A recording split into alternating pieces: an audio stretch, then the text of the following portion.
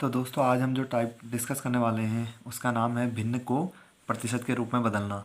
ये कोई वैसे टाइप नहीं है, ये बेसिक सा जो है परसेंटेज का आपका बेसिक चीज़ है जिसको कि मतलब हम फ्रैक्शन से किस में चेंज करते हैं, परसेंट फॉर्म में चेंज करते हैं। लेकिन हालांकि कभी इसी से डायरेक्ट डायरेक्ट क्वेश्चन आ जाते हैं, तो इसलिए हमें इसे डिस्कस करना चाहिए और ये टाइप के रूप में हम एक बार इसको डिस्कस कर लेते हैं ताकि आपको इन फ्यूचर में इसमें ताकि आपको दिक्कत ना आए और आप जो है इसके क्वेश्चन आराम से बना पाएँ। तो देखिए पहला क्वेश्चन जो है वो है भिन्न को प्रतिशत के रूप में बदलना। इसमें पहला क्वेश्चन आपको दिया हुआ है कि 1/4 किसके बराबर है। तो ये आपको साफ साफ दिखाई दे रहा है कि 1/4 को आपको किसके फॉर्म में बदलना है, परसेंट की फॉर्म में चेंज करना है। तो मैं इसे लिख सकता हूँ 1/4 गुणा, आपको पता है किसी भी भिन्न को प्रतिशत में बदलने के लिए 100 से क्या करना होता है, गुणा करना होता है। तो मैं इसे 100 से जब मल्टीप्लाई करूँगा तो ये कितनी बार कटेगा, ये आ जाएगा आपका 25, क्योंकि परसेंट गुणा किया है इसलिए 100 से, इसलिए किस में आएगा 25 प्रतिशत के रूप में। हमने इसको किस में बदला है, प्रतिशत रूप में। तो ये बहुत आसान सा टाइप है दोस्तों, लेकिन कई बार इसे क्वेश्चन डायरेक्ट पूछा जाता है, इसलिए हम इसे डिस्कस करते हैं यहाँ पे। उसके बाद जो आपका नेक्स्ट है वो दिया है कि 2/5 जो है किसके बराबर है। तो आप आराम से कर सकते हैं, 2/5 गुणा 100 करेंगे तो यहाँ से आप जो आपका आता है वो 20 दूना 40 प्रतिशत जो है आपका आंसर होता है। यहाँ पे 20 दूनी 40 प्रतिशत, यहाँ पे आपका ऑप्शन बी सही है। उसके बाद 1/7, तो आपको अगर डायरेक्ट डायरेक्ट याद है 1/7 फ्रैक्शन का जो परसेंट वैल्यू होती है वो होती है 14/7%। आइए डिस्कस करते हैं ये कैसे निकलती है। तो हमने कहा 1/7 मैंने लिख लिया है, क्योंकि प्रतिशत रूप में बदलना है इसलिए मैं इसको किससे गुणा करूँगा, 100। अगर यहीं पे ये प्रतिशत दिया होता और मुझे इसको भिन्न के रूप में बदलना होता तो मैं इसको क्या करता, अपॉन में 100 करता या बटे 100 करता या फिर 100 से डिवाइड करता, 100 से भागा देता। तो मैं यहाँ पे इसको जब चेंज करता हूँ तो आप देखिए भागा देने पर 14×7 = 98 बार 2 शेष बचता है और 7 बटे में, और ये प्रतिशत के रूप में आपका क्या आ जाता है, आंसर आ जाता है। तो इसके हिसाब से ऑप्शन ए करेक्ट है। उसी हिसाब से आपका नेक्स्ट जो क्वेश्चन है वो फोर्थ क्वेश्चन 1/9 का मान है। तो 1/9 परसेंट फॉर्म में चेंज कर रहे हैं इसलिए मल्टीप्लाई बाय 100, ये आता है आपका 11 से 1/9 प्रतिशत। ठीक है दोस्तों। इसी प्रकार लास्ट सवाल है बहुत ही आसान सा, 1/4 का मान कितना है। तो आपको पता है 1/4 ये अभी हम ऊपर डिस्कस कर चुके हैं, हालांकि ये दोबारा रिपीट हो चुका है, पर फिर भी देख लीजिए। तो ये कितना आता है आपको 25% आता है। ये बहुत साधारण सा टाइप है। इसके बाद जो है प्रतिशत कमी व वृद्धि पर कुछ अच्छे टाइप के हम सवाल जो है इससे अगले टाइम में डिस्कस करने वाले हैं। दोस्तों प्रतिशत की कमी या वृद्धि पर आधारित सवाल करने से पहले हम उसके थोड़ा बेसिक्स क्लियर कर लें ताकि हमको सवाल करने में जो है आपको दिक्कत नहीं आएगी आगे। तो देखिए मैंने आपको पहले कहा है कि आप 10% को कैसे लिख सकते हैं। अगर भिन्न के रूप में लिखने को कहा जाए तो आप कह सकते हैं इसको 10/100, और इसी को मैं सिंप्लीफाई करके 1/10 लिख सकता हूँ। ठीक है। तो अभी आपसे ये सवाल में, मान लीजिए सवाल में कहता है, आपको सवाल दिया हुआ है कि ए की जो इनकम है मतलब आय है वह बी से 25% अधिक है। यह आपको सवाल में दे रखा है। तो ये इससे पूछता है आगे कि बी की आय जो है ए से कितने प्रतिशत कम है, ये आपसे सवाल में पूछता है। तो आप देखिए इस स्टेटमेंट से आप कैसे बना पाते हैं। पहली लाइन से आप इसको फ्रैक्शन से कैसे लिखेंगे, ए की आय बी से 25% अधिक है। आपने सबसे पहले क्या करना है, फ्रैक्शन परसेंट वाली वैल्यू को उठाना है, इसको फ्रैक्शन फॉर्म में चेंज करना है। तो अब आपको याद हो गया होगा 25% को मैं लिख सकता हूँ 1/4। तो हमेशा जो भी आय बढ़ेगी घटेगी या जो भी प्रतिशत में वृद्धि होती है कमी होती है वो किस पे होती है, हमेशा हर वाली वैल्यू पे होती है, या फिर इसको हम कह सकते हैं आधार वाली वैल्यू पर होती है। तो मैं ये कह सकता हूँ अगर एक 4 था तो दूसरा बढ़ के कितना हो गया, 5, क्योंकि यहाँ पे अधिक का जिक्र आया। तो अगर एक 4 है तो दूसरा 5 होगा। दोस्तों ये 4 और 5 कुछ नहीं है। अगर मैं आपसे कहता हूँ कि मान लीजिए ए की आय मैंने 100 मानी है, तो जाहिर सी बात है कि 25% बढ़ा है। आपको पता है 100 का 25% 25 होता है, तो उसमें 100 में 25 जुड़ के ये 125 हो जाएगा। तो भी इनका अनुपात जो होता है 25 चक्को 100 और 25 पंजे 125, यही अनुपात आता है। इसलिए इन बड़ी वैल्यू को हम छोड़ के सीधा सीधा भिन्न के रूप में क्या लिख लेते हैं, उसके अनुपात के रूप में लिख लेते हैं, ताकि कैलकुलेशन करने में हमारी थोड़ी शॉर्ट हो जाए। ठीक है दोस्तों। उसके बाद हमें कहा गया है ए की आय बी से 25% अधिक है। आपने 4 लिखा और अंश वाले मान को इसमें जोड़ दिया क्योंकि अधिक है। ए की आय बी से 25% अधिक है। अगर आपको हिंदी एकदम अच्छी पढ़नी आती है तो आप साफ साफ समझ रहे होंगे कि ए की आई बी से अधिक है, मतलब ए जो है बी से मोर है, बी से ज़्यादा है। तो मैं कह सकता हूँ ए 5 होगा और बी 4 होगा। फिर नेक्स्ट लाइन में पूछ लेता है कि बी की आई ए से कितने प्रतिशत कम है। हाँ, साफ साफ दिख रहा है बी जो है ए से कम दिख रहा है। कितना कम दिख रहा है? तो हम कहेंगे एक कम दिख रहा है। अब आप मुझे बताइए तुलना किससे हो रही है? दूसरी बार में मैंने कहा है बी की आई ए से कितने प्रतिशत कम है, तो आप कहेंगे कम जो है वो 5 पे है हमेशा, क्योंकि 4 से 5 की ओर हमेशा बढ़ सकता है जबकि 5 से 4 की ओर ऑलवेज घटेगा। तो मैंने कहा एक कम है और तुलना ए से हो रही है, इसलिए बटे में 5 लिखूंगा, गुणा 100 कर दूंगा। यहाँ से मेरा आंसर आ जाएगा 20%। चलिए अब बढ़ते हैं कुछ सवालों की ओर। तो देखिए दोस्तों, आपके सामने पहला क्वेश्चन है, ए की आई बी से 12.5% अधिक है या 12.5% अधिक है, तो ज्ञात कीजिए बी की आई ए से कितने प्रतिशत कम है। तो अगर आपको 12 से 1/2 या फिर 12.5% का फ्रैक्शन याद है तो आप कह सकते हैं हाँ, इसका फ्रैक्शन फॉर्म या इसका भिन्न रूप 1/8 होता है। और यहाँ पे साफ साफ दिया है कि ए की आई बी से अधिक है और अधिक का जिक्र आया है, इसलिए एक वैल्यू आपकी 8 हो जाएगी और एक अधिक है तो ये एक जुड़ के आपका 9 हो जाएगा। ठीक है दोस्तों, तो अगर आप, मैंने आपसे सिंपल कहा है कि अगर आपको हिंदी पढ़नी भी आती है तो आप साफ समझ रहे होंगे कि ए की आई बी से अधिक है। तो बी से अधिक है, इसका मतलब इसमें जो है ए बी से अधिक है और ए इसका मतलब 9 है, तो बी आपका क्या हो जाएगा? 8 हो जाएगा।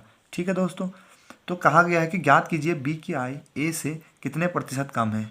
तुलना दोस्तों बी की हो रही है और बी की तुलना किससे हो रही है? ए से हो रही है, इसलिए जिससे तुलना होती है उसको किस में लिखा जाता है? हमेशा हर में लिखा जाता है। तो मैंने कहा बिल्कुल 8, बी की आई 8 है और ए की आई 9 है, तो मैं कहूँगा कि ये 9 से 1 कम है।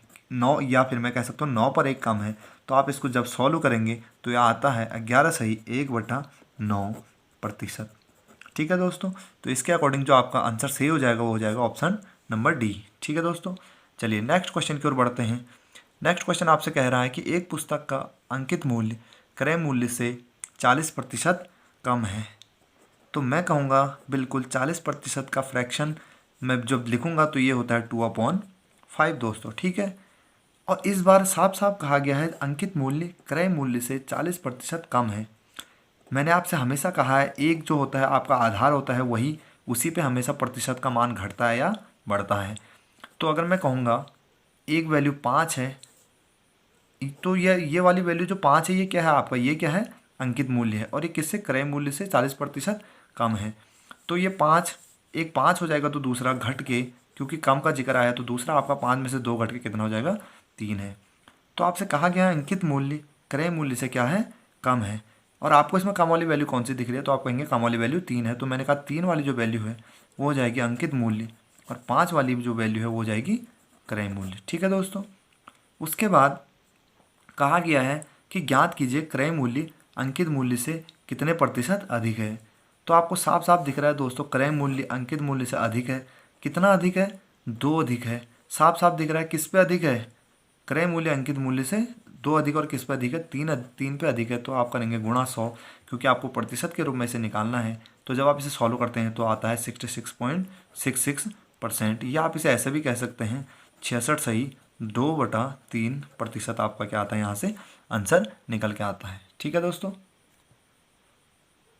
नेक्स्ट क्वेश्चन जो आपके सामने है वो है खाद्य सामग्री का मूल्य 10% बढ़ गया, उपभोक्ता खाद्य सामग्री का उपयोग कितना कम कर दे कि उसका खर्च ना बढ़े।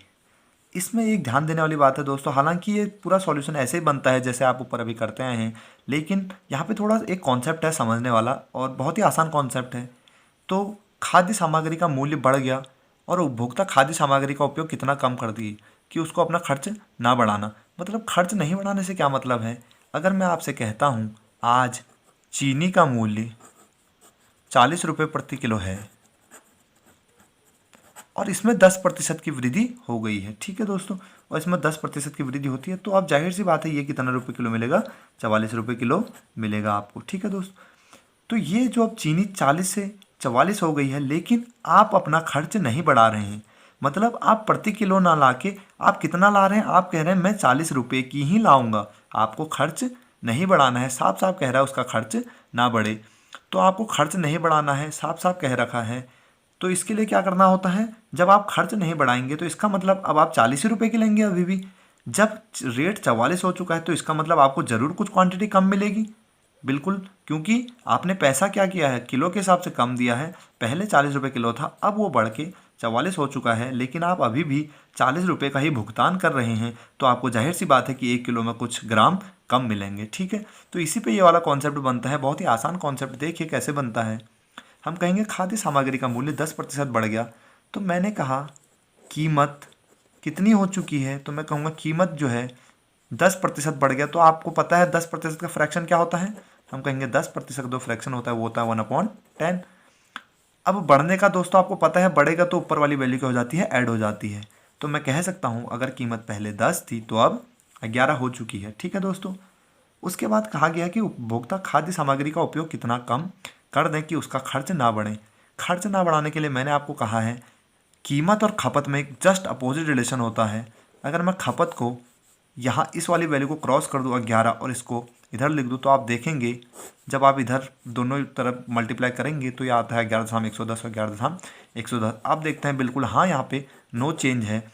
तो आपने खपत को कितना किया, या खपत को आप उपयोग खपत एक ही चीज़ होती है दोस्तों, ये आपको हिंदी की टर्मिनोलॉजी में समझ में आ गया होगा, उपयोग और खपत एक ही चीज़ होती है। तो मैंने कहा चीनी का उपयोग, हालांकि उपयोग नहीं उपभोग होना चाहिए था, उपभोग कितना कम कर दे कि उसका खर्च ना बढ़े। तो कितना कम करेंगे हमने कहा हाँ पहले 11 किलो यूज़ कर रहे थे, आप कितना यूज़ करेंगे, 10 किलो करेंगे। तो मतलब मैंने कितने की कमी करी अपने खर्च में, 1 की कमी करी। और किस पे कमी करी है, कमी हमेशा देखिए अभी यहाँ पे साफ साफ दिख रहा है कमी किस पे हो रही है, 11 पे हो रही है। प्रतिशत निकालना हो इसलिए गुणा किससे कर दूंगा, 100 से कर दूंगा। तो जब मैं इसको सॉल्व करूंगा तो यह आता है 9 सही 1/11%, ठीक है दोस्तों। तो इसके अकॉर्डिंग आपका ऑप्शन ए सही हो जाएगा, ठीक है दोस्तों।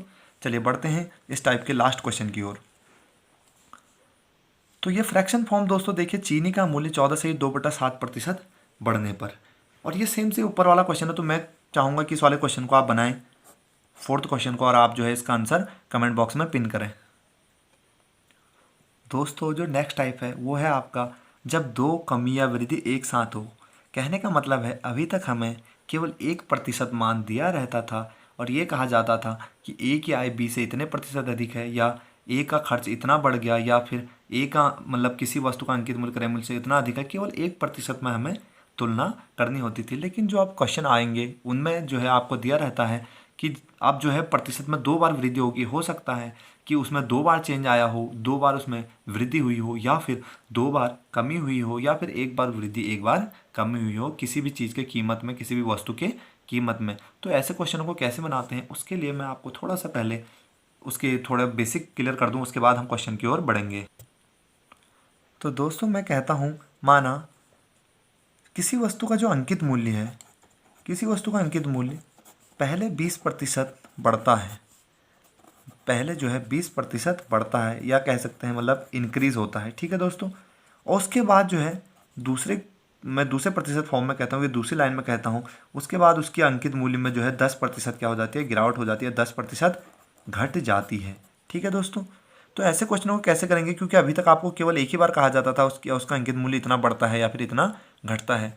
तो जब आपसे कहा जाएगा अंकित मूल्य 20% बढ़ता है, तो क्या आपको 20% का फ्रैक्शन याद है या 20% का भिन्न रूप याद है? बिल्कुल। तो आप कहेंगे 20% का जो भिन्न रूप होता है वो होता है 1/5, और 10% घटना 10% का जो फ्रैक्शन फॉर्म होता है या भिन्न रूप होता है वो होता है 1/10।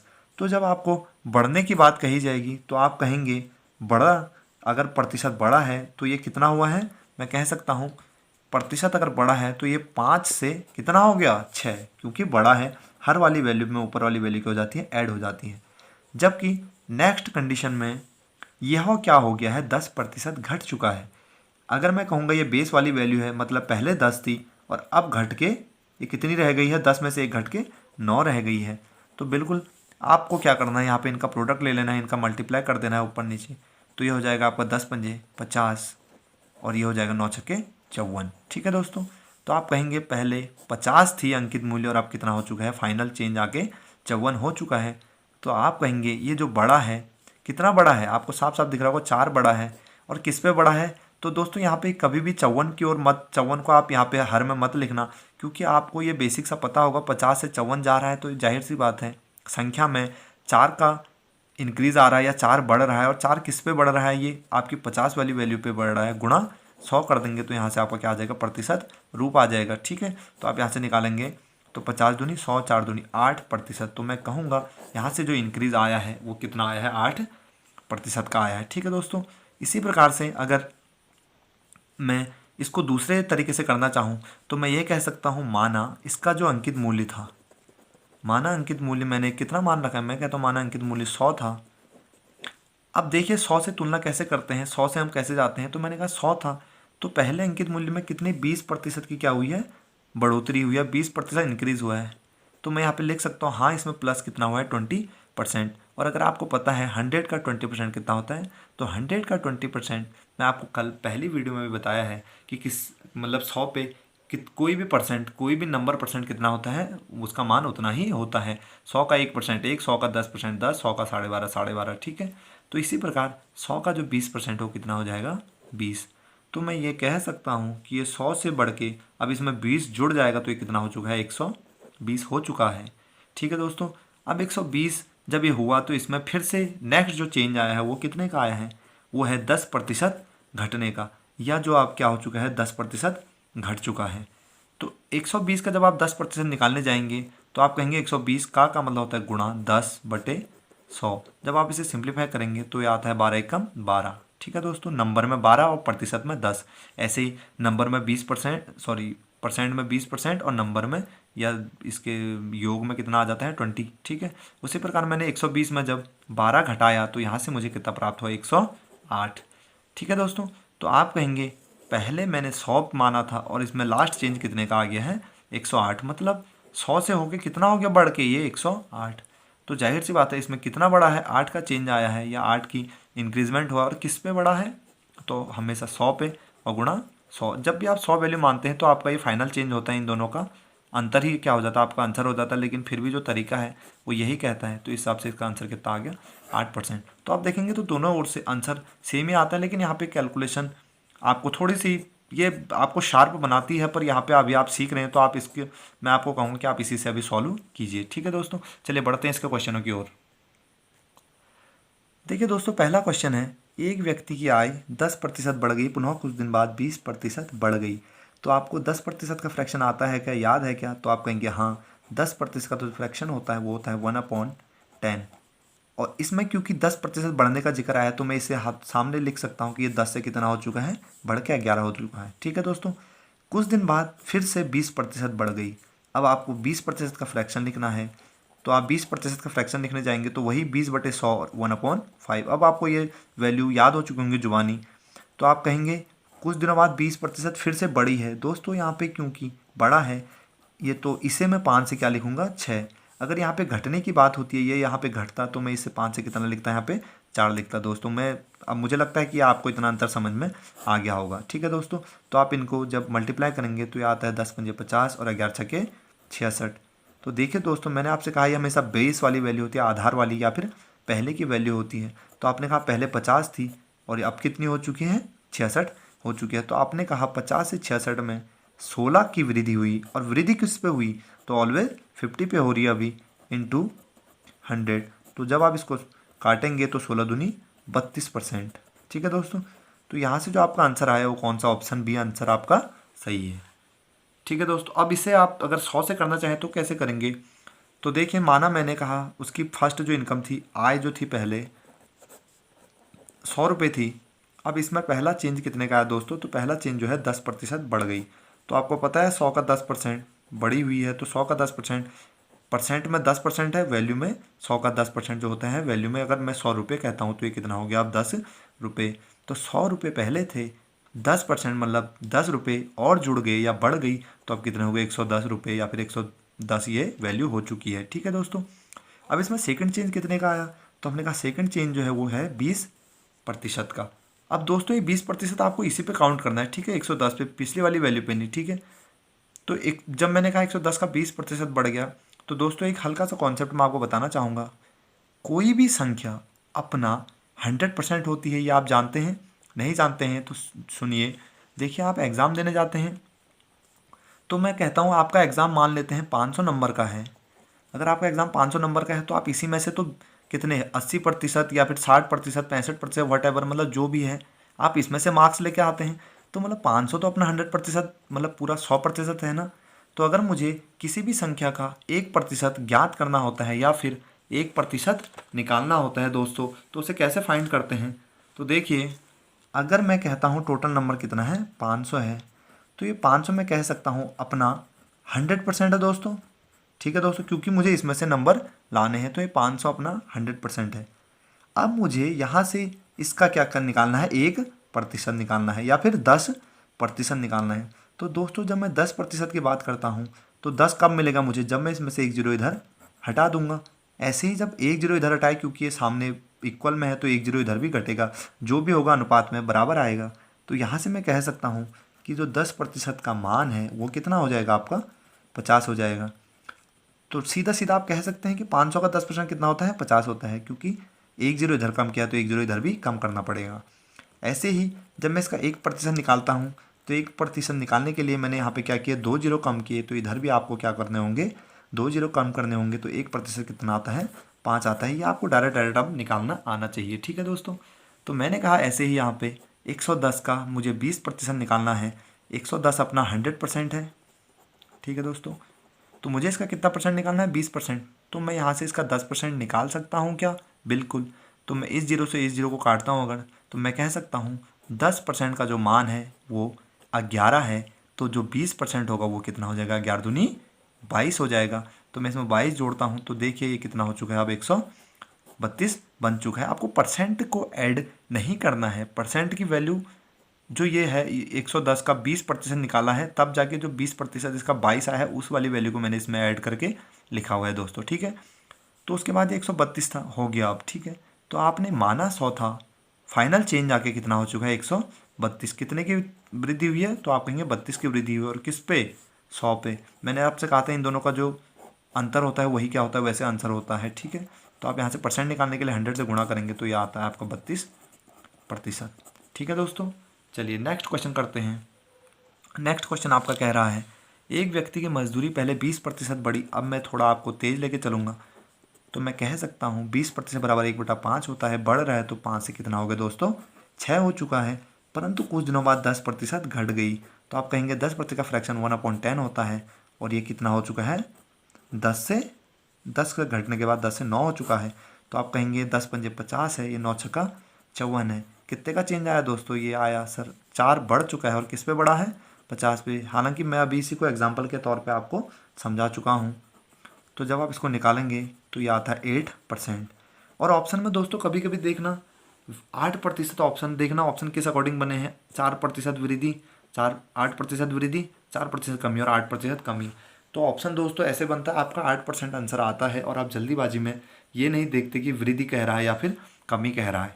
तो आप देखिए दोस्तों, 50 से 54 हुआ है, मतलब ऑब्वियस सी बात है, जाहिर सी बात है कि क्या हुई होगी उसमें, उसकी मजदूरी में वृद्धि हुई होगी। ठीक है दोस्तों, क्योंकि 50 से कितना हुआ है, 54 हुआ है। तो मैं कहूँगा ये जो हुआ है 8% की क्या हुई है, वृद्धि हुई है। ठीक है दोस्तों, चलिए बढ़ते हैं नेक्स्ट क्वेश्चन की ओर। और नेक्स्ट क्वेश्चन है दोस्तों कि मोहन ने अपना व्यय पहले 15% घटाया, पुनः 5% घटाया, इस प्रकार उसके व्यय में कुल कितने प्रतिशत की कमी हुई।